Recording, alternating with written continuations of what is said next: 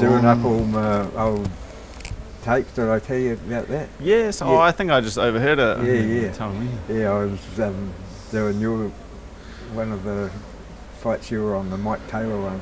Oh, mad. Yeah, that's my first fight. Yeah. Who was the trainer at Shooters? John Olsen was my coach. John Olsen. John Olsen. Yeah. Danish. He's a Danish guy. Oh, He's okay. like a pro MMA fighter, and fell in love with like a Kiwi girl and dragged him over here. Ah. It was like only a couple of weeks into when he was training that I started training with him, and like he's like a undefeated pro, and he's a black belt now, just with Is he still in jiu-jitsu? Yeah, he's a cop, like he's a dog handler. Oh, yeah. So that's the only reason like I stopped training with him, was he went and joined the police force because he wanted to be a dog handler. So that's when I looked around for a bit and then went to Strikeforce. How long have you been training with him when you started fighting? I think I started training with him in 2008 and then fought in 2009. Yeah. So I trained for like 6 months, and he was like, where you go? You're good. So where you go, you'll be all right.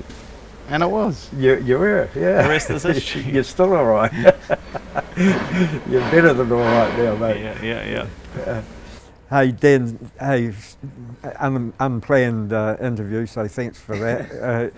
I just wanted to ask you a question that came up on the comments, and it was something that we'd talked about before, off camera before we did the last interview, and one of the people made a comment that you look big, and you tell me the conversation that we had about your your trial cut, and the comparison between where you were then and where we were. Yeah, like I know everyone's just gonna keep asking me about it and keep making like a big deal about it, and it's like it's almost to the point now where like you just can't convince anyone, I guess, like that no, this is like the right thing, like I can it's like the right move to move down to featherweight. But yeah, like I'm already like a kilo lighter than what I did the test cut at, so I'm like a kilo lighter, and like doing like body scans and everything with the fight dietitian, so it's done all properly, and like I haven't lost like an ounce of muscle. Like the muscle mass is exactly the same as that it is at lightweight. Like so for my last fight before I went away at lightweight, I have the same muscle mass, it's just a little less fat. So yeah, people can say whatever they want to say, like, oh, you're looking a lot skinnier and leaner, but it's like the science tells me it's all fat.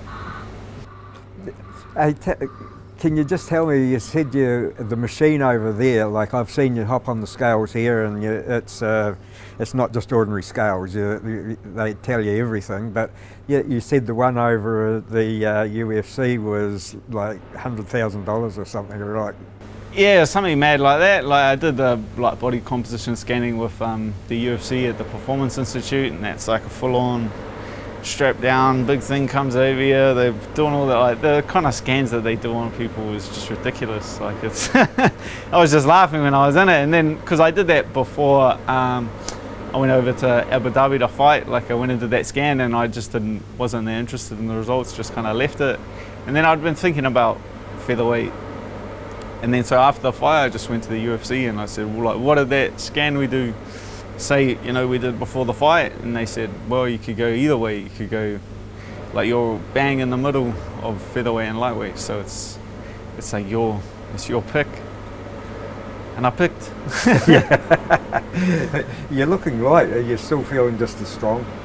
I feel good. Like I'm already on weight. Like I'm on the weight which I'll start fight week at. Like I've just do it early, so bring it down so I can, because obviously like the travel is not going to be the most fun in the world, so like bring it down enough of that so I can kind of just chill out, eat and relax on that travel, so it's not like don't have to be dieting like crazy on the travel or anything like that. But yeah, like I'm all my focus is on performing in the fight. Like that's really my main focus. Like I'm not focused on, that's in the back of my mind, like all the weight and that's just in the back of my mind. Like it's easy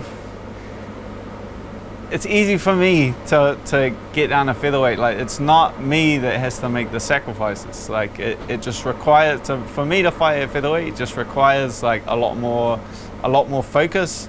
So it's the people around me that have to sacrifice. It's not me that has to sacrifice. I just have to take like more time for myself. Like, I just take it's my friends and family that have to sacrifice. It's like less time hanging out with them. Like, you can't go around and just eat whatever you want at a barbecue and have some beers with your mates. Like, it's all of that stuff is the stuff that you sacrifice.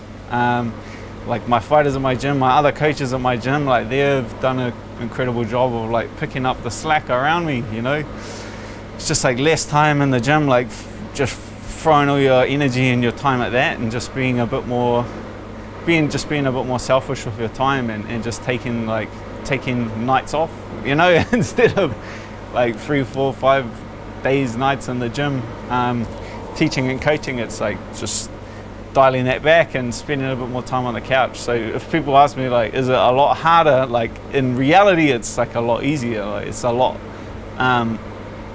more time to myself. It's a lot more time recovering. It's a lot more time relaxing. It's just, yeah, just very thankful for that. I have some pretty great people around me to pick up the slack, and got Mark Timms and Kieran Joblin, Rob McSwain, Gareth Ely at my gym to just step up and look after my fighters while I'm spending that time to kind of recoup.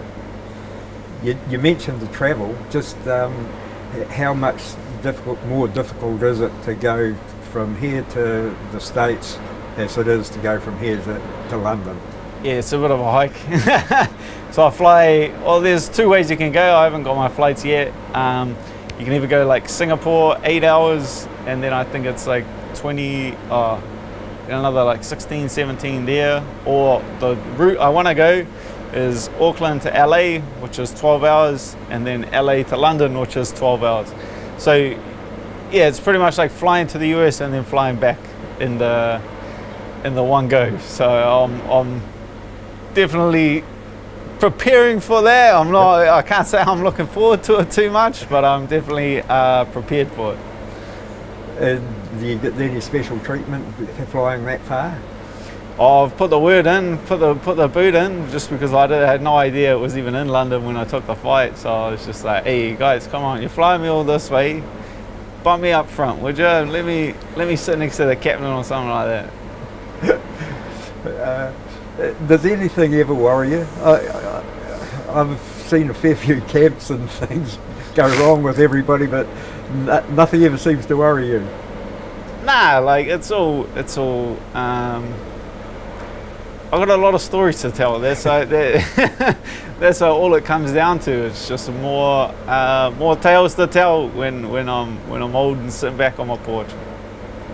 Oh well, we hope we follow you right through to then, and we hope it's not soon. Nah, I doubt that. Putting more tread on these tyres. Good on you, mate. Cheers, team. We'll catch up with you next week if that's okay. Yeah, after you've done your hard work. For sure. Appreciate it, mate. No trouble. Oh, brilliant. I didn't mean to hold you up that long. Nah, you're all good.